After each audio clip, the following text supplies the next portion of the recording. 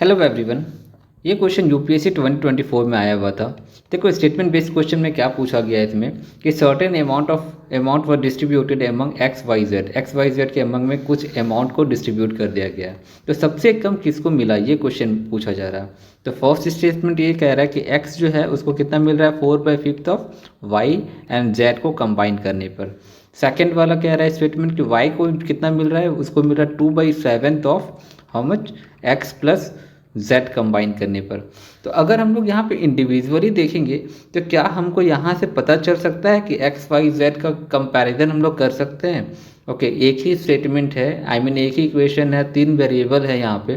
तो कैसे हम लोग पता कर सकते हैं। शायद अगर आप लोग क्लास 7-8 में पढ़े होंगे 2 वेरिएबल 3 वेरिएबल इक्वेशन, तो वहाँ से ही हम कह रहे हैं कि अगर 3 वेरिएबल है यहाँ पर और एक ही इक्वेशन है तो हम लोग नहीं पता कर सकते हैं।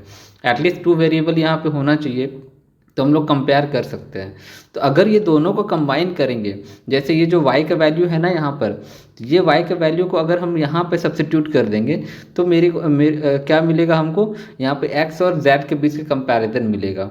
ठीक है, अब फिर फर्दर हम लोग y के बीच में कंपैरिजन यहाँ पे निकाल सकते हैं। तो अगर इसको सॉल्व नहीं करना चाहते हो तो डायरेक्टली यहाँ पे कह सकते हैं कि हाँ, हम दोनों के हेल्प से भी अगर हम यहाँ पे चेक करेंगे ना, मतलब इंडिविजुअली चेक करेंगे ना, तो नहीं निकलने वाला है। लेकिन अगर दोनों को कंबाइन करके करेंगे तो हाँ, निकल जाएगा। ठीक है, और अगर इसको सॉल्व करना चाहते हो तो इसको सॉल्व कर सकते हो।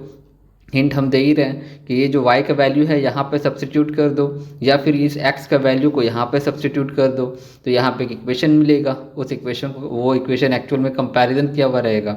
ठीक है, तो इस तरह से हम लोग को कौन कौन सा ऑप्शन हो जाएगा, ये सी ऑप्शन हो जाएगा कि answer can be answer using both the statement together. दोनों को मिला करके ही आंसर कर सकते हैं, but can not be answer using either statement Elon.